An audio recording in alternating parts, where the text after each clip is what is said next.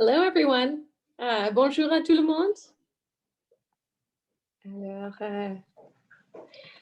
Alors, si vous voulez utiliser l'interprétation, If you want interpretation, you can click on the button at the bottom of the screen, which resembles a globe, which is labeled interpretation, and you can select the language that you'd like to listen to. if you would like to take advantage of the interpretation function, please click on the button that looks like a globe at the bottom of your screen and choose the language you would like to listen to it in.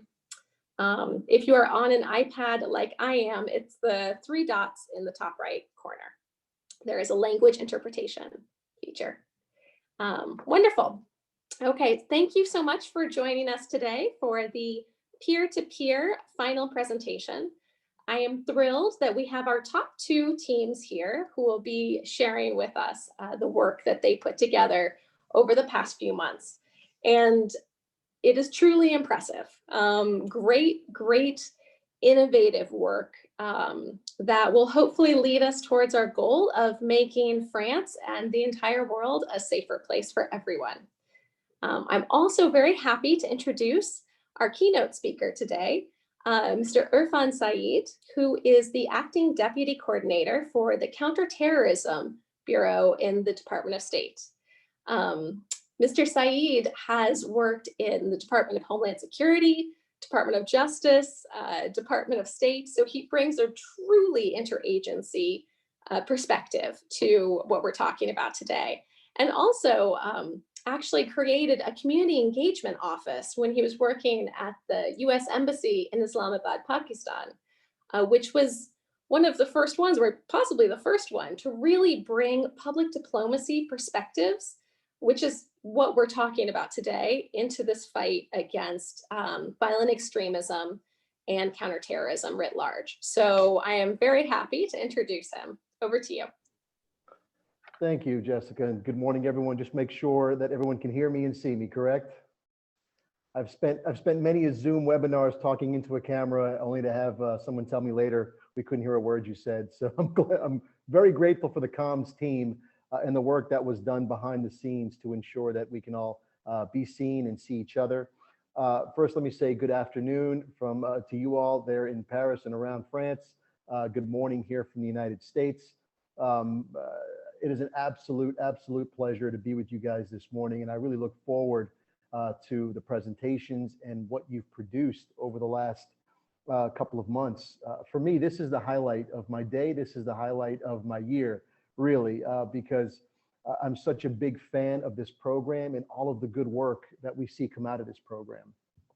I just wanted to say a few words off the bat, but before I do that, I wanted to start with some thanks. Obviously, we have to thank our sponsors, McCain Institute, and of course, Adventure Partners, and our great colleagues at the US Embassy there in Paris for pulling all of this together and working with everyone to ensure that you have what you needed to get started and then work us through all the way to today. We've done this across the United States. We've done these programs around the world, and every time I come to one of these, I'm just truly impressed by the work product that you guys put out. And so I'm really looking forward to seeing what you guys have for us today. As I said, I'm a huge fan of this program. We've worked with Adventure Partners for years, have done programs around the world and universities, in all parts of the globe across the United States. And what I would say is that this program that you've been a part of is a game changer. It really is. Why? And let me talk about it in two aspects. The first one is it's a game changer in that it's an issue set that we're really not used to working on, and it's a new issue set. So you are at the forefront of working on an issue that is a high priority for really all governments across the globe.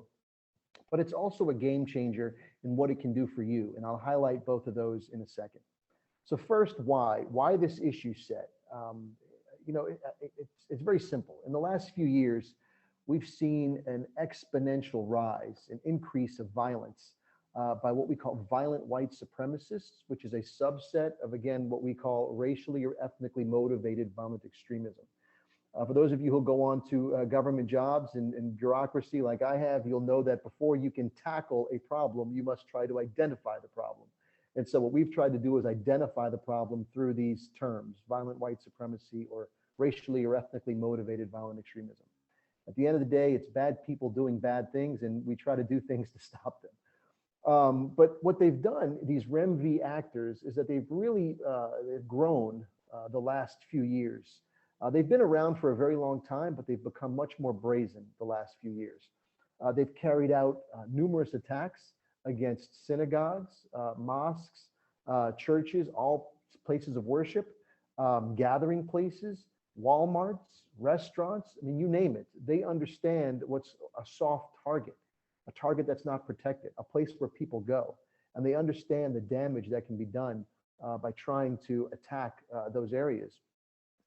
And of course, those of you who follow the news know that here in the United States, back in January at the US Capitol, we had our own event, which what we saw was a perfect storm of violent white supremacy, of this ideology that drives it, of misinformation and disinformation and racism and intolerance and xenophobia, all come together in this attack on our what we call most hallowed grounds, our US Capitol. So we know that these REMV actors, we know they're transnational. We know they're talking to everyone who's like-minded all over the world. We know they're using in-person dialogue, but more importantly, they're using online platforms. They're using end-to-end encrypted platforms. They're using coded language and symbols that we just are not really aware of. So they're finding new ways to talk to each other, to radicalize, to recruit, to mobilize, and inspire. And at the heart of it, right, at the heart of it is this intolerance, this bigotry, this racism, this intolerance of others. And it's this intolerance of others that's deep-seated, but then it grows and it gets, again, mobilized into action. So how do we counter it? That's the question we ask every day. How do we counter it? And as governments, we do everything that we can to try and respond, to try and prevent. But we understand that this is a different issue set. And as a society, we need to do much more to counter what we call those conditions conducive, that deep-seated racism, anger, intolerance, and hatred. We need to counter those conditions conducive. We need to look at the environment that is right for all of this radicalization and extremism that leads to violence. And we need to do so while ensuring that we're protecting our fundamental human rights, our basic civil rights, and of course, our civil liberties. That includes things like the protection of freedom of speech and freedom of expression. So as we look to counter it, we should never be in the business of stopping speech or stopping access to the internet or platforms. What we need to do is build better programs and initiatives, better narratives. So when you have someone who's got that deep-seated anger and vitriol and hatred, and they're looking for like-mindeds, when they go out looking for it, they're not going to find the hatred, the anger, the racism, and the bigotry. They're going to find your work. They're going to find the programs and initiatives that you and the programs that peer-to-peer and Adventure Partners has created over the years. They're going to find those programs, and hopefully it will get them off-ramped and into sort of I don't want to say a normal life, but a normal life away from that racism, intolerance, hatred, and bigotry. So that's the second reason why this is a game changer, because the programs that come out of the Adventure Partners, the peer-to-peer programming, they live on. You may have heard a lot of stories where students have created these programs and initiatives, and they've gotten seed money after the semester was over, and they've been able to make jobs out of what they created through this program. Your programs may become household names. I know off the top of my head, programs like Dare to Be Gray or Fate, From Apathy to Empathy. These are programs that were developed through peer-to-peer, yet they've lived on. Apps that have been created still exist on my phone and are still out there that can be downloaded. Again, all part of this program. So it's a game changer. And the final thing I'll say is I've seen it personally as a game changer for me. A couple of years ago, we were doing the launch of peer-to-peer in US universities, and there was a university called Pennsylvania State University. So I took my daughter, who was 17 at the time, still in high school, thinking about what to do with her life in college and what to study. So I took her to Pennsylvania State University when I spoke at the first class, and we talked about radicalization, extremism, and what these programs are intended to do. And I'm asking students questions, and these are very senior students. They were master's level students or seniors or juniors in college. Again, advanced studies programs. And I was asking questions and they were raising their hand with good answers. And then I asked one question and I saw my daughter raise her hand and I said, oh my God, what is she going to say? And she had an answer right on point. And so I asked her afterwards, why did you answer that question? And she said, it's the most interesting thing I've heard throughout my entire student career. So now 3 years later, she's getting ready to graduate from college with a degree in international studies and national security based on what she heard that day at Pennsylvania State University, but more importantly, interacting with those other students who are sitting in the same exact chairs that you're in today. So like I said, I cannot wait to see what you've produced. I thank you so much for allowing me just a few minutes to say hello. And I wish you all the best of luck. Thanks again and take care. Thank you for that. So now I'll explain a little bit about how today's going to go. We will have presentations from our top two teams, the University of Toulouse and the University of Strasbourg. And after each team gives their presentation, we will all have a chance to ask questions and hear a little bit more about the project. So without further ado, I will hand it over to the University of Toulouse for their presentation.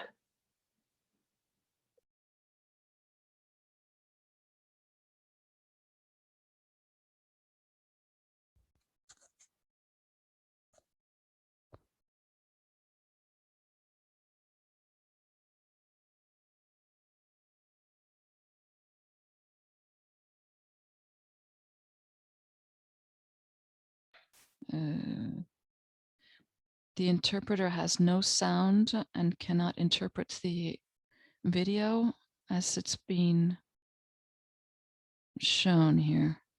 Okay.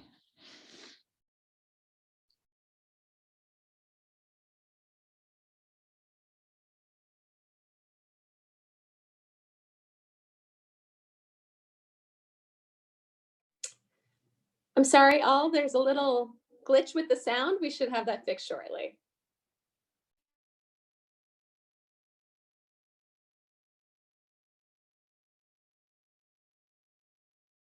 Bonjour, je suis Amine Jouadine, je représente l'Université Toulouse-Jean Jaurès dans le cadre du projet. Hello, my name is Amine Jouadine and I represent the University of Toulouse. What is La Diff Ensemble? La Diff Ensemble, for some people it's a game, for others it's reality. For those, it's a question of what happens when people make jokes that actually are not funny. And so the idea is to immerse people in the everyday life of someone who is subjected to hatred. These people, some students are looking for their friend Adam and they can't find Adam. And so they go through a series of questions and answers and that look at the racism that Adam is subjected to. And the idea is to look at discrimination and racism. Why La Diff Ensemble? That's a good question. It's a question that came to me during the first lockdown in France. And I realized that after I'd gone through all of the video games and that I started wondering what other people were doing during lockdown. And I realized that I learned that the sale of board games had exploded during lockdown. And so I realized that I assumed that everyone was doing just like myself. I'm 30 and I was wondering if the society looked like me. So a friend of mine who was a college teacher or high school teacher suggested putting out a questionnaire. And so we put out two questionnaires, one on board games and another on social networks. And when I saw the results of the questionnaires, I realized that people didn't play board games very often, that it was not really a reflex, that they sometimes played with their families, but that not very often. But on social networks, young people didn't really pay attention to their image, the image that they projected on the social networks. And so the idea was sort of the result of what I saw of on internet. 17% of young people have been the victim of cyberbullying. And so I wanted to look at that. And so I thought, well, what if we put together a project that was based on this, and that was both a teaching project and a playful project. And so I decided to make this game to explain that our actions have consequences. And I thought it was interesting to look at that question and to get people to look at the question. So why make it into a game? It's not just a game. It's an idea, first off. I know that our brains only learn in comparison to other things. So understanding what people feel when they're subjected to hatred and discrimination was really about looking at how do we think about other people's suffering. So how do people understand this, in how do they understand the repetition, getting people to understand that repetition plays an important role as well through these little stories, these little stories about Adam and what he goes through. And these are situations that actually do exist. And people think very often that they're making jokes, but they're not funny. Those jokes are not funny. And so it's a question about, the idea was to make people realize what the impact of these discriminatory remarks would, and to making sure that that people understand that things do not go unnoticed. What were the difficulties that you came across? Well, difficulties? Well, there were difficulties, yes. First of all, it was the first time I participated in this project like this. So I was not very experienced, and that led to certain difficulties, a little bit of anguish sometimes as well, because I couldn't always find the right solutions. But in fact, it was also difficult because I was doing this on my own. Of course, I was helped by the university and others, but I had to manage my own time, my own resources. It was when you work in a team, you can share responsibilities, you learn from each other, and you share visions, and that's interesting too. So what about now? Well, now that this is finished, everything is actually starting. It's just the beginning. And I'd like to test this in junior highs and high schools to see what kind of reaction there would be, and maybe develop the scenario even more, maybe do multiple possible endings, and not just limit this to school environments, but maybe sports environments as well. I'd like to develop this further and to try to. This is a game that's very easy to play. It would be very easy to translate as well. So it's something that could be really spread very broadly. And I'd also like to contact board game producers and see if they could help us develop this game as well, and see how they could share their own experience. I would like that very much. And a last word? Yes.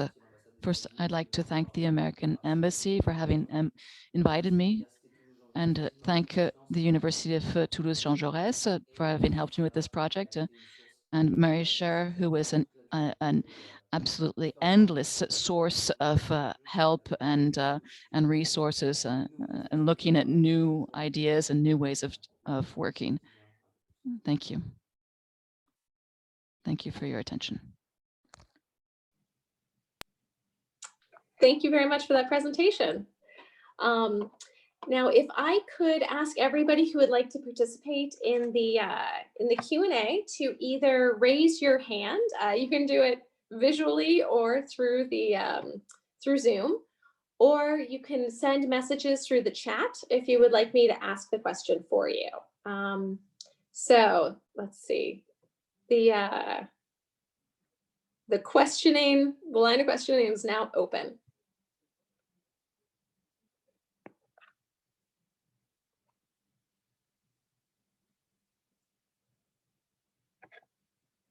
Well, I will actually start with a question of my own for Jean-Jean. If you received funding, what would be the next step that you would take with this project?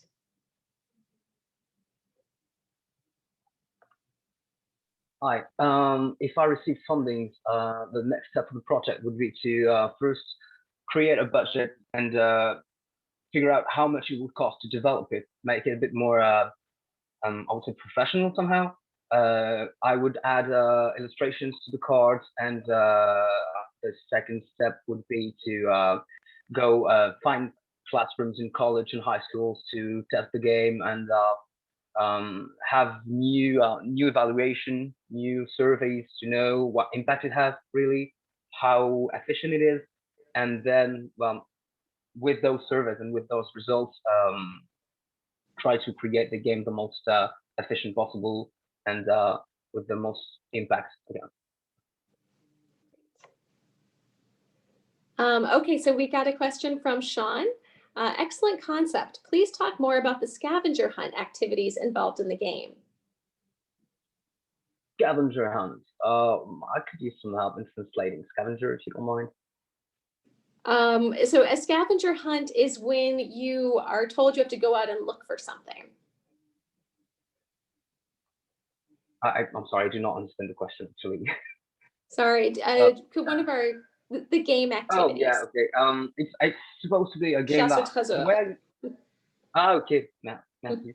The way I saw it, it was not really a scavenging hunt. It was more of a board game in a classroom. And what I wanted to do was first talk with the students, ask them what they think about hate speech, how they would define it, how they would use how they would describe or define microaggression, and try to figure out in their everyday life how they behave, and if they feel like they are part of the solution or the problem, I would say. Then make them play the game. The game is literally cards that you have in your hands. Like, you're gonna have a scenario against, like I said, in the classroom, and when you don't see your friends, like, okay, what are you going to do? Are you going to talk to the person that is next to you? If so, take the card 17, for instance. Are you going to try to call him? If so, take the card 22. And each card leads you to another path.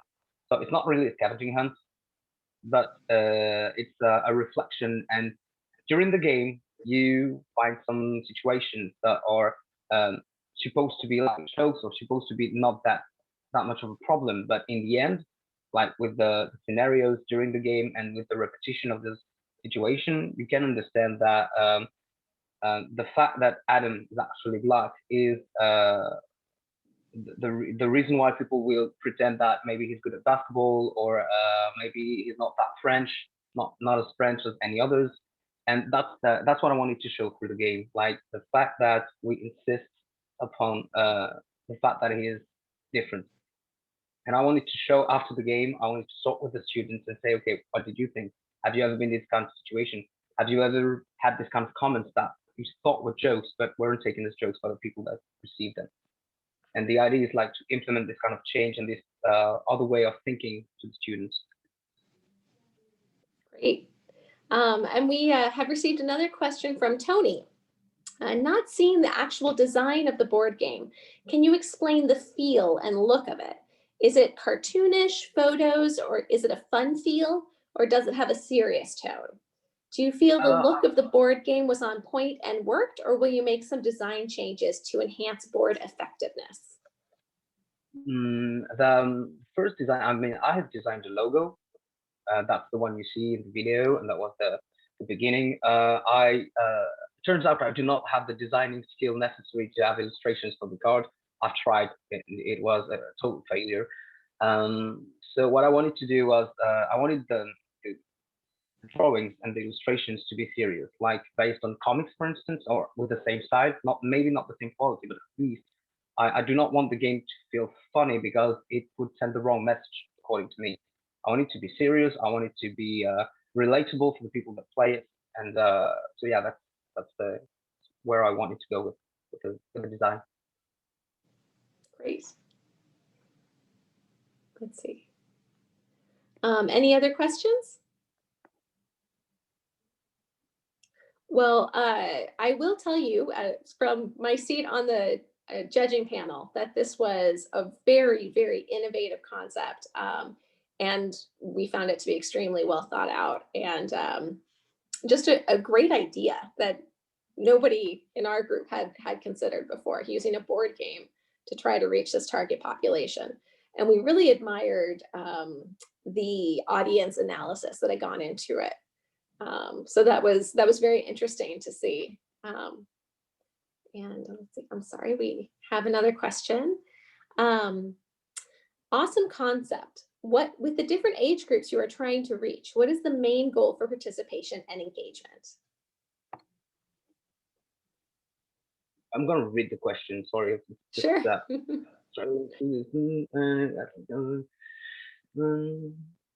see it. Sorry.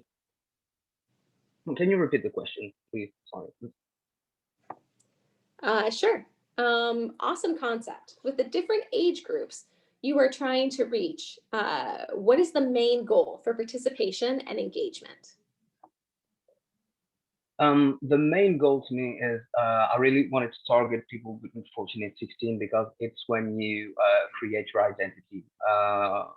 From the work, I'm currently working on a PhD focusing on extremism and violence, especially on the internet, and how hate group recruit through social media. And I realized that one of the most important problem and the most common weak point is an identity crisis. The reason why I was targeting to 14 to 16-year-old people because I really wanted them. I think they are the most fragile population, and they're trying to build themselves out of their parents, and they're trying to find another group that will accept them not only for being part of a family. And that's the moment that is the most important to create someone. And when someone builds his own personality, it's when he realizes that he has his own identity. But building your identity requires a context, I would say, and it requires people that are good and do not want any kind of evil from you. So yeah, I felt like this fragility was a good moment and a good age to create the engagement and make them realize that it can really go fast, and you can forget who you are very fast, especially when you don't really know and when you're building it. Great. And Brett asked, what additional scenarios could you envision for the game? I wanted to, actually, to be honest with you, when I had the first idea of the game, I knew that the US Embassy really wanted to focus on ethnical issues, and I really wanted to work on misogyny. And because I realized that in my everyday life, it's not a problem. Gender issues doesn't rely on the age or the social context or anything. It's everywhere you can see this, and everywhere you have this kind of situation when you're going to make fun of a woman because she's a woman. And every time you try to call out someone about that, he's going to say, you know what, it was just a joke, but in the end, it's not. So yeah, I think the second, if I had to create another scenario, it would be about misogyny. And here's a question from Mireille. First of all, great project. However, I was wondering, what would you improve in the game to make it more inclusive for other minorities? That is a very good question. To be honest, I thought that I would create different scenarios, and each one would focus on one kind of hate speech, I would say. I never thought about how to maybe like what you're asking me, like we send the same message, but towards about hate in itself and in general, right? Yeah. And if you could give me 30 seconds, I'm quite sure I can find an idea. I think it would be interesting to maybe in the same kind of concept try to talk about a group of people that would feel rejected and create their own group and their own society inside the school, for instance. It would be a private group, and maybe it would be interesting to make them create a group that forbids white people to be inside and see the interaction and see how we've gone this far. Maybe we could see like two people that are friends since they're in like kindergarten, with a 4-year-old, like an Arabic girl with a white man, and when they reach the age of 15, they stop talking to each other. This girl joins the group, the other one is excluded from it, and how they recreate a bound and try to destroy this dynamic. Yeah, very interesting. Okay, we have time for one more question. Let's see. Which was more important to this endeavor, your coursework or your experiences outside the university? Did coursework and experiences inform each other? Thank you. Wow.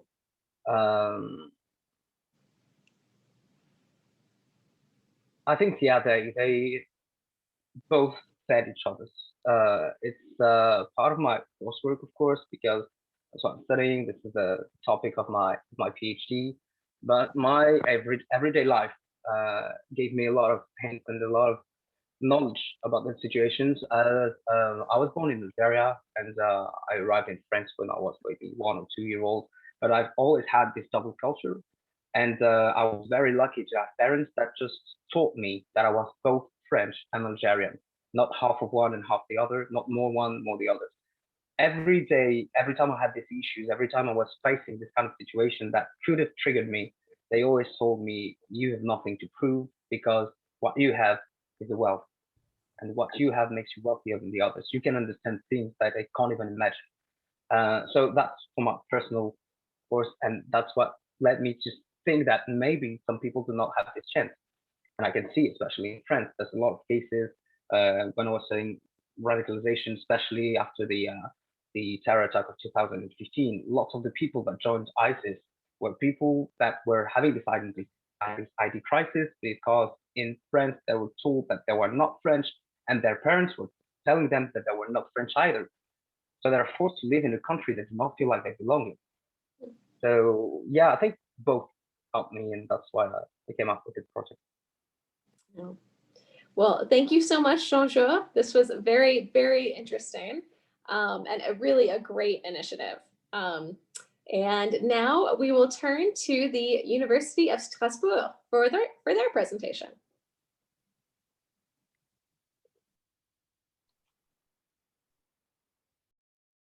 Donc bonjour à tous. Hello everyone. Today we're going to talk about our campaign Equals that we implemented in the context of the Equals Challenge. The idea was to fight against racism, anti-Semitism, hate and Islamophobia. So first of all, let me tell you what inspired us to run this campaign. First, we did some research. We tried to understand what were the most efficient campaigns, how we could really shed light on these issues and attract people's attention. We saw many campaigns dealing with racism, but not many on offensive messages, and that's what we wanted to talk about. So we found one campaign ran by the French government that shed light on racism, and it included a reminder and a QR code with a video. But we wanted to really be able to target the right audience. Our target audience was people, students in our university, but then also we wanted to target other students in other universities in Strasbourg and potentially the whole Strasbourg population. And it's quite rare to see and hear blatantly racist comments at university. So then we looked at a campaign that was ran in Geneva. So there was a poster, for example, that said, "I am not racist, but," and this showed that you can also simply suggest the stereotype, bring it to mind. You shouldn't actually mention it openly because otherwise it can backfire. Then during a discussion, we also looked at a campaign run by Le Secours Populaire that was shown in French train stations and metro stations. You can see portraits of children with a sticker on the forehead to remind the Guess Who game. And you can see here that on the sticker, there's written poor. And it says here that you shouldn't put a label on someone because it's not this person's fault if he or she is in this situation. And so then we looked at how we could suggest a stereotype. Um, because if we were to openly mention a stereotype, then that would mean that we would actually agree with it. And that's not obviously the case. And then we looked at the ADIA campaign, and we thought that it was the most relevant for us. Here you can see some posters. There's one person and some text as well. So first you see a headline. It's a shocking comment.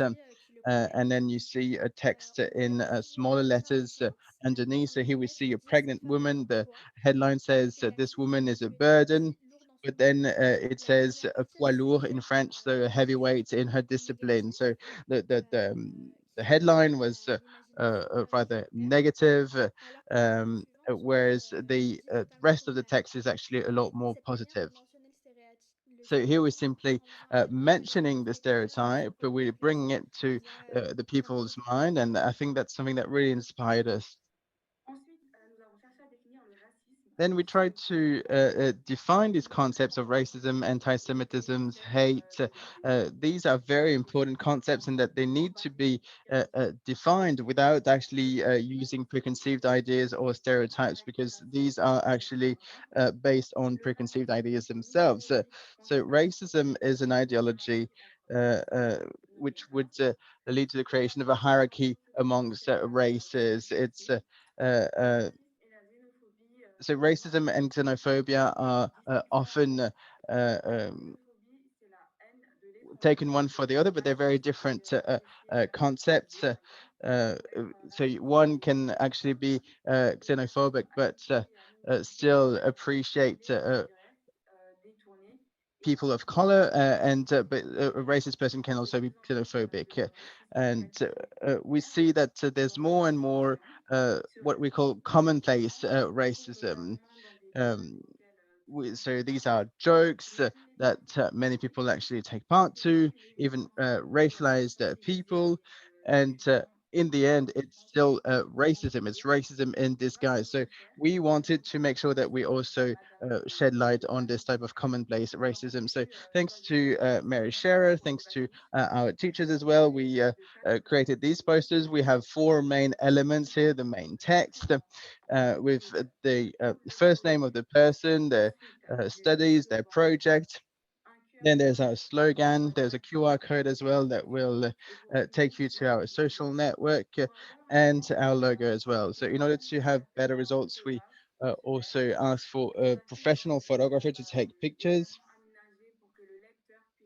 We also made sure that we had that we suggested the stereotypes so that people would have time to think about the preconceived ideas that they might have. So the idea was to indirectly mention these stereotypes, and these preconceived ideas that might be interiorized, so that people can really think about these. Then regarding the rollout of the campaign, so first we started by defining all the key terms, all the concepts that we wanted to highlight in the campaign. And then we created a survey and disseminated the survey. We also sent the same survey at the end of the campaign so that we could measure the impact of our campaign. Then we also created our Instagram page so that we would have more visibility, that would be present on social networks, and we shared this account on our own accounts as well so that we would have more visibility. Once we created the account, we also posted a teaser so that we would announce the launch of the campaign. We then uh, went to put up the posters in several key places in Strasbourg. And we also showed these posters on our Instagram page so that they would be more visible, and that as many people as possible would actually see the posters. Then we decided to organize some events, and we'll talk about them later on. And we also created an Instagram post to explain how we could join these organizations if people were interested.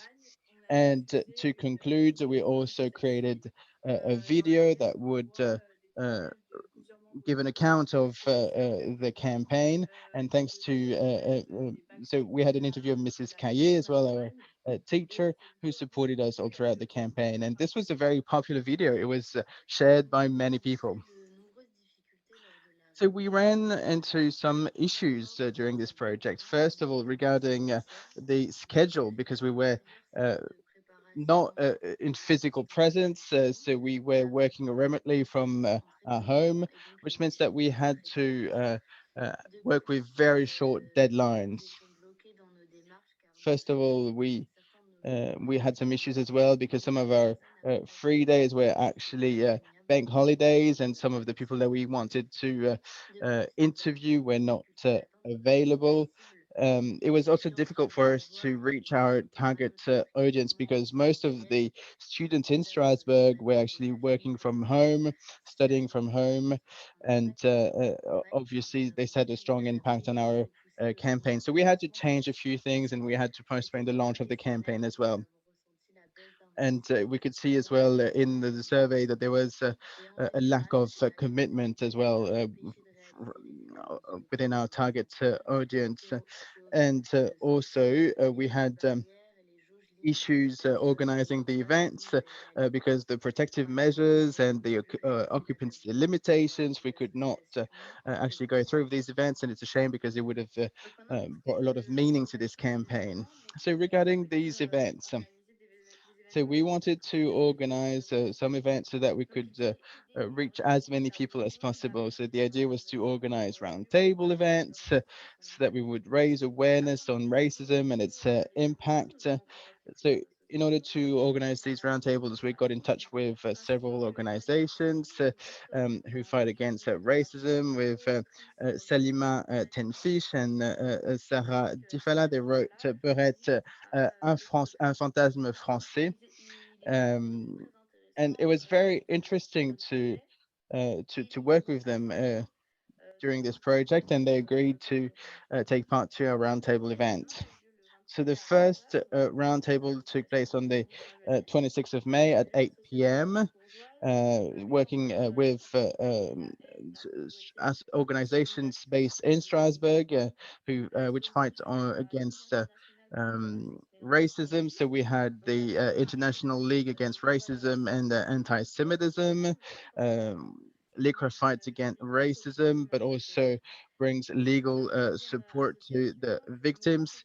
We also had Ambition Jeunesse, and we also had the movement against racism and for friendship between peoples, which is a member of the National Advisory Committee on Human Rights, which fights against um, discriminatory actions and comments as well. So we talked about the impact of racism, of hurtful comments, and hate speech as well. And participants were able to ask questions. And the second roundtable event took place on the day after, the 27th of May at 8 p.m. as well. So with the presence of Salima Tenfish, co-author of Beurette, un fantasme français.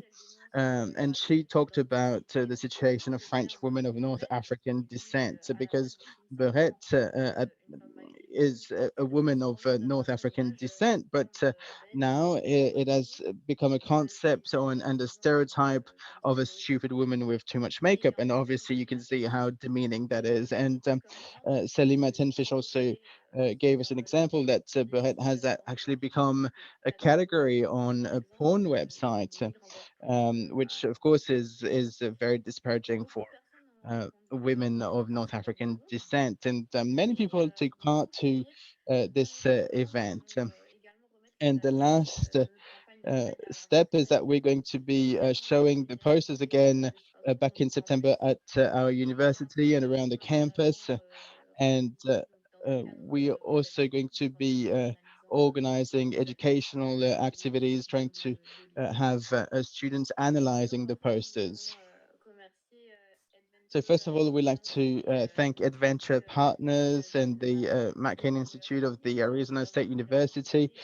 Thank you very much for providing us with the opportunity to take part to such a project, and thank you very much for having invited us.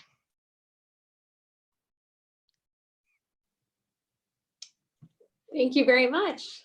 As I see the University of Strasbourg team turning on their cameras, thank you. I'm so pleased to welcome you guys here today. You did fantastic work. It was really great. It was a really great program to read about. And I speak for the entire judging panel once again. Your audience analysis was very, very thorough and very, very well done. And we were very impressed. So now I would like to open it to Q&A from everybody who is here. So please send me your questions or raise your hand. And we already have the first one from Mohammed. Excellent and timely campaign, inspiring. Did the campaign also include addressing prejudice, discrimination, and far-right narratives against refugees, migrants, asylum seekers in the EU, or any specific country in the EU? If yes, what tools were applied and what strategies adopted?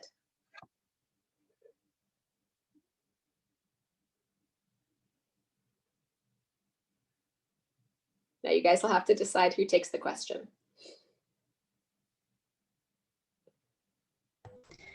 Bonjour.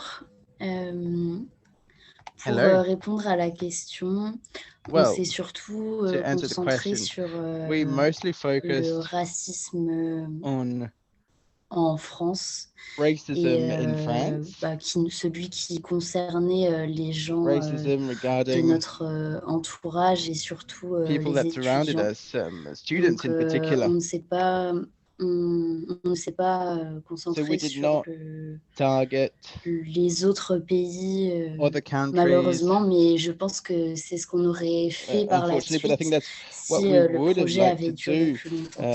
had the project been on a longer period. Great. And a question from Tony. Absolutely impressive and impactful campaign.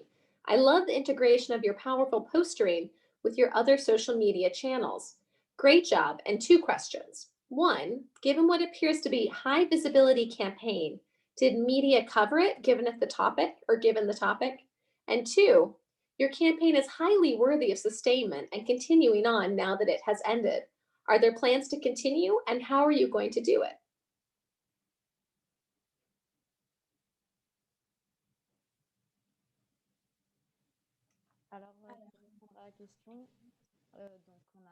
Right. So we published a press release. It was then sent out by the communication services of the university.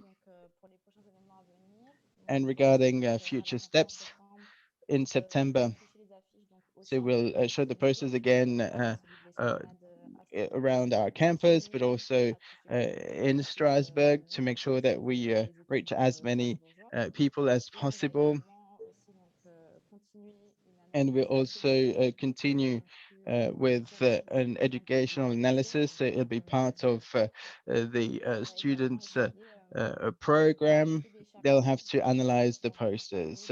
And we'll also try to get in touch with some researchers so that we can discuss the issues of racism within the university so that we can continue to develop this particular issue. Great. I know you mentioned in your video that you had done surveys before and after the program. What were the results of the surveys?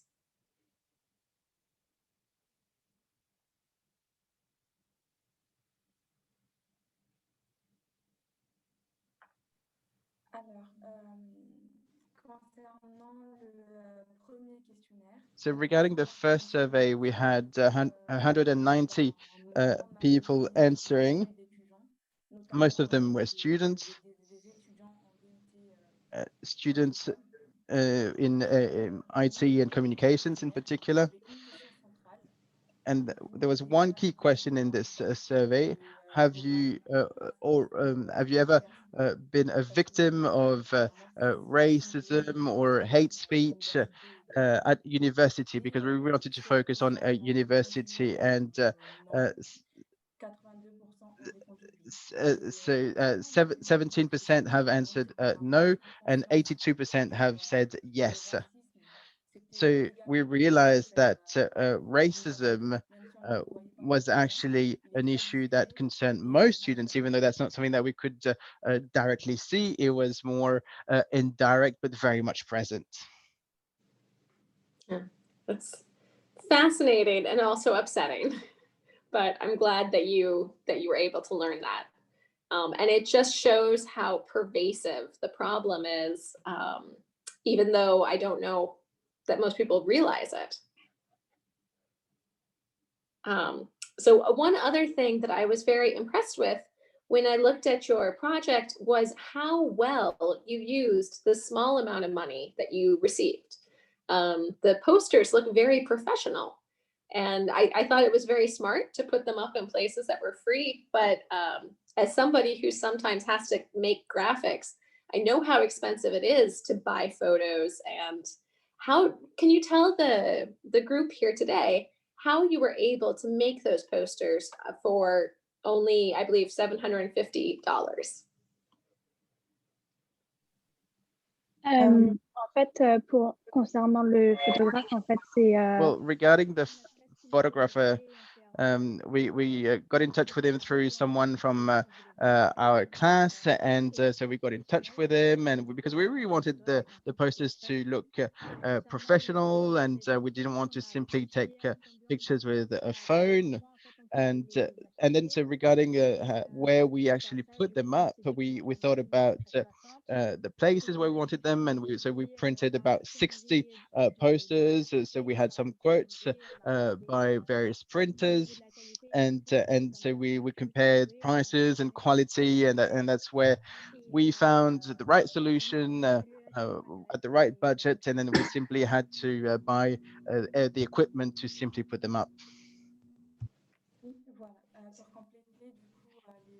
And to complete as well what Margot just said, we really wanted to work together as much as possible, so that we would also try to minimize costs.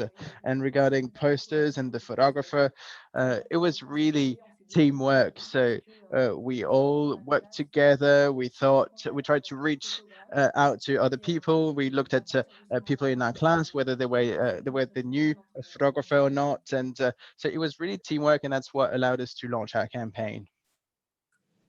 Fantastic. I believe we have a hand raised in the audience. If it's possible to allow that person to speak. If not, you can always just send me the question in the chat. Sometimes these systems are a little bit tricky.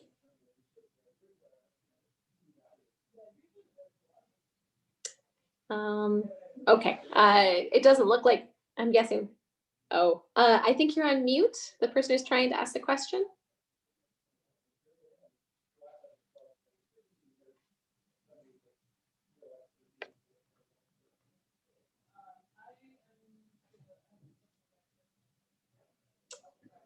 Okay, well, unfortunately, that doesn't seem to be working. Sorry about that. So we'll move on to the next portion. And I just want to say to obviously both teams here, but really to all the teams, that this was an exceptionally difficult year to do this project. It really, really was. There was a short time frame, and you were dealing with a pandemic that shut down the entire world. And it's hard to put things in people's faces when their faces aren't here. You know, you can't just go to the place where the students gather at a university because there are no student gatherings. So this was exceptionally challenging, I believe. And I think that both teams that are our top two teams really rose to that challenge. And I do want to say it's both teams did such a great job with audience analysis. That was so impressive to us. And it's really the first step of a successful communications campaign. You need to know who you're talking to. And both teams did a great job with that.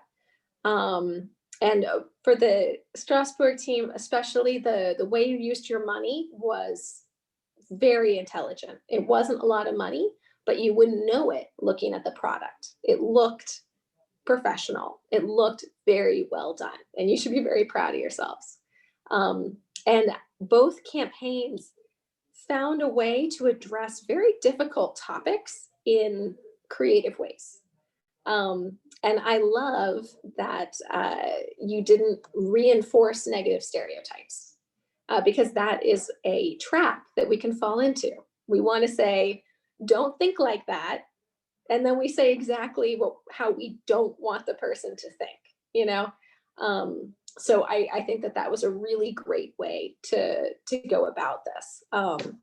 So it was a very good discussion when we were judging all of the submissions. Both of these two teams present here today really, really impressed us, very much so. And I want to thank everybody for your incredibly hard work. And we do recognize that this was very difficult.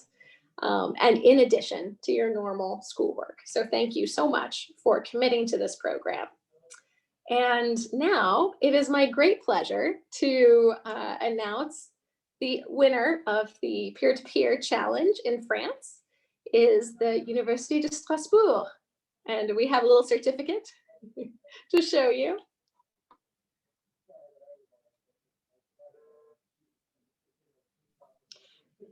And really, congratulations. And you will receive a cash prize to continue with the work.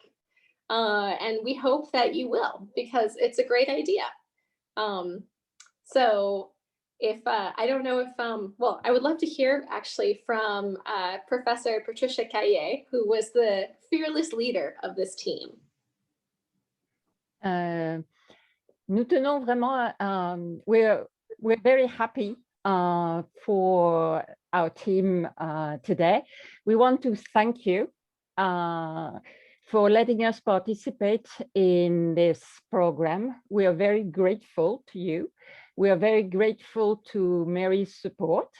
And also, I would like to say that it has been a very good experience for the students who are first-year students. They have worked under difficult conditions, but I was really happy that they had this opportunity. So once again, thank you. And we will go on working on the topic with the help of young researchers in the coming year.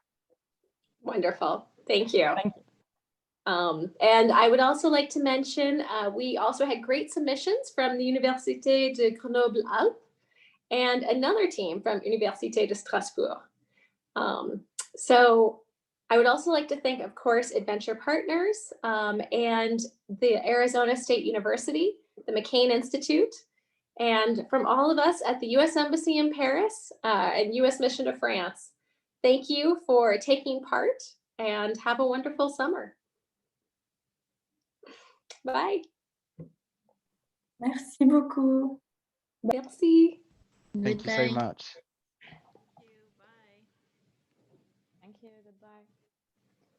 Thank you. Goodbye.